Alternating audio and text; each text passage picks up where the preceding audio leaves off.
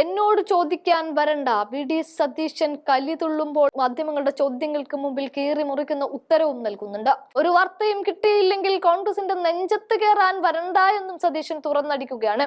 തരൂർ പുതിയ പദവിയിലേക്ക് പോകുന്നതിനെ കുറിച്ച് ചോദിക്കുമ്പോൾ സതീശൻ ആഞ്ഞടിച്ചുകൊണ്ട് സംസാരിക്കുന്നുണ്ട്. ആ വീഡിയോ ഒന്ന് കണ്ടു നോക്കാം. അത് നിങ്ങളാണ് ചർച്ച ചെയ്യുന്നത്. പാർട്ടിക്കകത്ത് ഒരു ചർച്ചയും നടക്കുന്നില്ല. ഒരു ചർച്ചയും KPCC പ്രസിഡന്റ് മാറ്റുമായിട്ട് ഞാൻ ഇന്നലെ ചാനലിലാണ് ഞാൻ അറിയണ്ടേ അങ്ങനെ ഒരു ചർച്ച നടക്കണ്ടേ? ഒരു ചർച്ചയും നടക്കുന്നില്ല.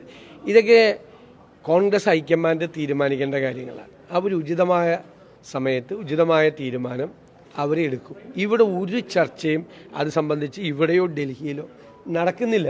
ഞാൻ അത്ഭുതപ്പെട്ടു. ഇന്നലെ മിനിയാന്ന് KPCC യോഗം കഴിഞ്ഞുള്ളൂ. ഇന്നലെ രാവിലെ വാർത്തയാണ് കംപ്ലീറ്റ്. അങ്ങനത്തെ ഒരു സംഭവം ഇല്ല. ഇപ്പോൾ അല്ല, അതെനിക്കറിയില്ല. നിങ്ങൾ വാർത്ത കൊടുക്കുന്നത് നിങ്ങളാണ് പറയേണ്ടത് എവിടെ നിന്ന് കിട്ടിയെന്നും. അല്ല, അത് ഈ കേരളത്തിൻ്റെ മാത്രമല്ല, കേരളത്തിൻ്റെ ഇലക്ഷൻ നടക്കാൻ പോണ ബീഹാറിലെ, ബംഗാളിലെ, ആസാമിലെ എല്ലാം ഓരോ ദിവസമായിട്ട് നടക്കും.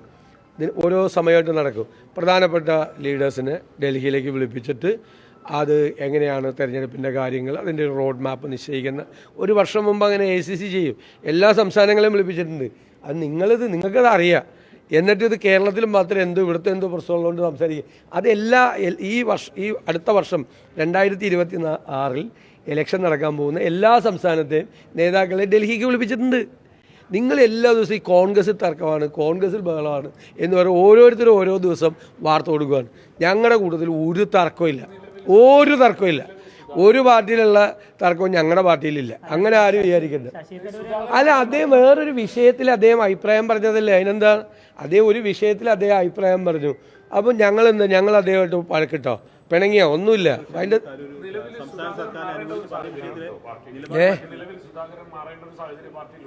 ബെസ്റ്റ് നല്ല ചോദ്യം. എന്നിട്ട് ഞാൻ അതിന് മറുപടി പറഞ്ഞിട്ട് അത് കൊടുക്കുമെന്ന് വിചാരിച്ചിട്ടാണ്. നിങ്ങളിങ്ങനെയൊന്നും എൻ്റെ അടുത്ത് ചോദിക്കണ്ട. നിങ്ങൾ ആഗ്രഹിക്കുന്ന ഒരു ഉത്തരം എനിക്ക് കിട്ടില്ല. ഞങ്ങളിവിടെ വളരെ ഗൗരവമായിട്ട് ഇത് UDF മുഴുവൻ ദിവസം യോഗം ചേരുവാണ്. ഞങ്ങൾ കഴിഞ്ഞ ദിവസം KPCCയുടെ യോഗം ചേർന്നു. ഞങ്ങൾ സംഘടനാപരമായ കാര്യങ്ങൾ, തദ്ദേശ സ്വയംഭരണ സ്ഥാപനങ്ങളിലേക്ക് നടക്കുന്ന തെരഞ്ഞെടുപ്പിലേക്കുള്ള തയ്യാറെടുപ്പുകൾ കൂട്ടായി ഞങ്ങൾ ഒരുമിച്ച് ഭംഗിയായിട്ട് നടത്തിക്കൊണ്ടിരിക്കുകയാണ്. നിങ്ങൾക്ക് വേറെ വാർത്തയൊന്നുമില്ല. നിങ്ങൾ കോൺഗ്രസിലേക്ക് കയറണം. എന്തിനാ ചെയർമാൻ എന്നുള്ള നിലയ്ക്ക് ബാക്കി അജണ്ട എന്തൊക്കെയാണ്? അത് ഞങ്ങൾ അജണ്ട, അത് ഇപ്പം ഞാൻ അങ്ങനെ ഒരു പുറത്തു പറയുന്നത് ശരിയല്ലല്ലോ. ഞങ്ങൾ തദ്ദേശ സ്വയംഭരണ സ്ഥാപനങ്ങളിലേക്കുള്ള തെരഞ്ഞെടുപ്പുണ്ട്, തീരദേശ പദയാത്രയുടെ കാര്യം, ഒരുപാട് വിഷയങ്ങളുണ്ട്. ഞാൻ അവിടെ ഇന്ന് ചർച്ച ചെയ്യാൻ പോകുന്ന അജണ്ട ഞാൻ രാവിലെ നിങ്ങളോട് എല്ലാവരും. അങ്ങനെ തിരിച്ചടി UDF എന്താണ്? UDFന്റെ ഏതെങ്കിലും സീറ്റ് കുറഞ്ഞു, ഞങ്ങളുടെ എണ്ണം കൂടി. തിരിച്ചടി എന്താണ്? ആർക്കാ? LDFനാണ് തിരിച്ചടി. LDFന് ഞങ്ങൾക്ക് 10 ഉണ്ടായിരുന്നാണ്, 9 ഉണ്ടായിരുന്നാണ് 13 ആയത്. ഒന്ന് സ്വതന്ത്രം 9 ഉണ്ടായിരുന്നത് ഞങ്ങൾക്ക് 13 ആയി. 20 ഉണ്ടായിരുന്നത് 16 ആയി CPMന്. അപ്പൊ ആർക്കാ എന്നിട്ട് തിരിച്ചടി? ആർക്കാ? അല്ല, എനിക്ക് മനസ്സിലായല്ല. തിരുവനന്തപുരത്തെ കാര്യം വിട്. തിരിച്ചടി ആർക്കാ തിരിച്ചടി? 9 ഉണ്ടായിരുന്നത് 13 ആയ ഞങ്ങൾക്കാണ് തിരിച്ചടി. 20 ഉണ്ടായിരുന്നത് 16 ആയ LDFനാണ് തിരിച്ചടി. ഇത് എന്ത് കണക്കാണിത്?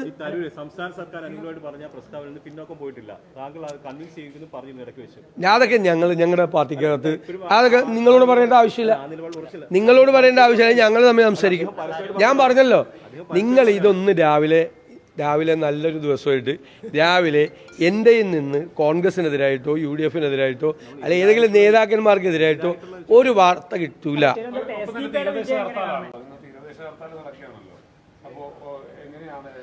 അല്ല, അത് വളരെ ഗൗരവതരമായൊരു പ്രശ്നമാണ്. കാരണം 12 നോട്ടിക്കൽ മൈലിൻ്റെ അകത്തു നിന്നും പുറത്തു നിന്നും കടൽ മണൽ ഖനനം നടത്താനുള്ള കേന്ദ്ര ഗവൺമെൻറ്റിൻ്റെ തീരുമാനമാണ്. അതായത് 48 മീറ്റർ തൊട്ട് 62 മീറ്റർ വരെ ആഴത്തിൽ ചെയ്യാണ്. ഇപ്പോൾ എടുക്കാൻ തീരുമാനിച്ചിരിക്കുന്ന കൊല്ലം എന്ന് പറയുന്നത് കൊയിലോൺ ബാങ്ക് എന്ന് പറയും. കൊല്ലം പരപ്പാണ്. ഈ ഇന്ത്യയിൽ തന്നെ ഏറ്റവും കൂടുതൽ മത്സ്യസമൃദ്ധിയുള്ള സ്ഥലമാണ്. അതിലെ ഫ്ലോറ ആൻഡ് ഫോണ മുഴുവൻ സസ്യജന്തുജാലങ്ങളും നശിച്ച് മത്സ്യത്തിൻ്റെ പ്രജനനം മുഴുവൻ പോയി, മുഴുവൻ മത്സ്യവും പോകും. മാത്രമല്ല, അവിടെ വലിയ ധാതു നിക്ഷേപമുണ്ട്. ഇൽമനൈറ്റ് റൂട്ടയിലുണ്ട്. വലിയ കച്ചവടമാണ് നടക്കുന്നത്. 745 ദശലക്ഷം ടണ്ണ് ആണ് കേരള തീരത്തുണ്ടെന്ന് പറഞ്ഞിരിക്കുന്നത്. ഈ മണ്ണ് 1 ദശലക്ഷം ടണ്ണിന് 4700 കോടി രൂപയാണ്. 10,000 കോടി രൂപയുടെ കച്ചവടമാണ്. അതിന് സംസ്ഥാന ഗവൺമെൻറ് കൂട്ടുനിന്നിട്ടുണ്ട്. ഇവിടെ റോഡ് ഷോയുമായിട്ട് മൈനിങ് വകുപ്പിൻ്റെ ആളുകൾ ഇവിടെ വന്നപ്പോൾ അവർക്ക് എല്ലാ സൗകര്യങ്ങളും ചെയ്തു കൊടുത്തത് സംസ്ഥാന ഗവൺമെൻറ്റാണ്. സംസ്ഥാനത്തെ വ്യവസായ സെക്രട്ടറി അടക്കം അതിൽ പങ്കെടുത്തിട്ടുണ്ട്. അവർ ഈ മൈനിങ്ങിന് വേണ്ടി വന്നവർക്ക് കേരളത്തിൻ്റെ പൊതുമേഖലാ സ്ഥാപനമായ KMML നിന്ന് അവർക്ക് പണം കൊടുത്തിട്ടുണ്ട് ചെലവിന്. സർക്കാർ ഞാൻ നിയമസഭയിൽ കൊണ്ടുവന്നപ്പോൾ ഞങ്ങളതിനെ എതിർക്കും എന്നാണ് പറഞ്ഞത്. യഥാർത്ഥത്തിൽ എതിർക്കുകയല്ല, സഹായിച്ചു കൊടുക്കുകയാണ് ചെയ്യുന്നത്. ഒരു കാരണവശാലും കടൽ മണൽ ഖനനം നടത്താൻ സമ്മതിക്കില്ല. ലക്ഷക്കണക്കിന് വരുന്ന മത്സ്യത്തൊഴിലാളികൾ പട്ടിണിയിലേക്ക് പോകും. പാരിസ്ഥിതികമായ ആഘാതം ഉണ്ടാവും. കാരണം കേരളത്തിൻ്റെ തീരപ്രദേശങ്ങൾ കടലെടുത്തുകൊണ്ടിരിക്കുകയാണ്. നിങ്ങൾ ഇപ്പോൾ കാണുന്ന വീട് അടുത്ത മൺസൂണിൽ കാണില്ല. ഭയങ്കരമായ തീരശോഷണം സംഭവിക്കുന്ന ഒരു സംസ്ഥാനമാണ് കാലാവസ്ഥാ വ്യതിയാനം കൊണ്ട്. ആ സംസ്ഥാനത്തിൻ്റെ അതിർത്തിയിൽ ഇത്രയും ആഴത്തിൽ 60 മീറ്ററൊക്കെ ആഴത്തിൽ മണലെടുത്തു കഴിഞ്ഞാൽ ഉണ്ടാകാവുന്ന ആഘാതം തീരപ്രദേശത്തുണ്ടാവും. ഒരു കാരണവശാലും ഞങ്ങൾ സമ്മതിക്കില്ല. അല്ലേ? ഇല്ല, ഞങ്ങൾ അത് ഞാൻ പറഞ്ഞില്ല, അജണ്ട എല്ലാം സംസാരിക്കാൻ ഉള്ളൊരു ചെറിയ വിഷമമുണ്ടില്ല. ഞാൻ പറഞ്ഞത്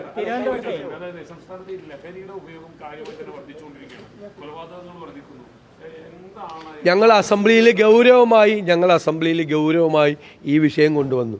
വളരെ ലാഘവത്വത്തോടു കൂടി ഒരു മറുപടിയാണ് തദ്ദേശ ഈ എക്സൈസ് മന്ത്രിയുടെ ഭാഗത്തു നിന്നുണ്ടായത്. എല്ലാം ഓക്കെയാണെന്നാണ് അദ്ദേഹം പറഞ്ഞത്. കേരളത്തിൽ ഒരു കുഴപ്പമില്ല.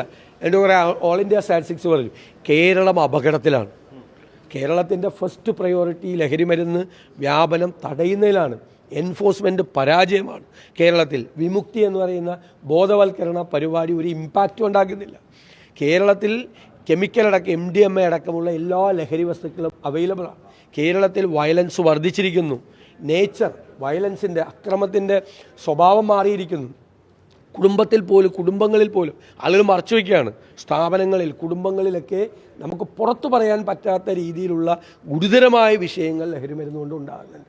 ലഹരിമരുന്ന് അവൈലബിൾ കേരളത്തിൽ. ആ ലഹരിമരുന്ന് റാക്കറ്റ് സജീവമാണ്. ഗവൺമെൻറ് അതിനെ എൻഫോഴ്സ്മെൻറ്റ് കൊണ്ട് തന്നെ നിയന്ത്രിക്കണം.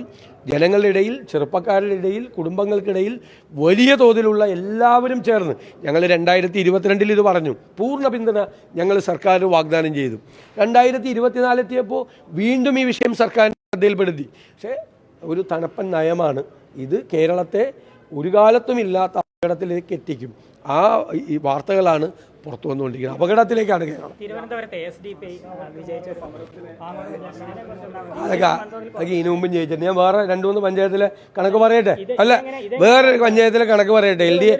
LDF-ന്റെ ഒരു 400 വോട്ട് പോയിട്ട് SDPI ഒരു 500 വോട്ടിൽ ജയിച്ച വേറെ പഞ്ചായത്തിലെ കണക്ക് ഞാൻ പറയട്ടെ.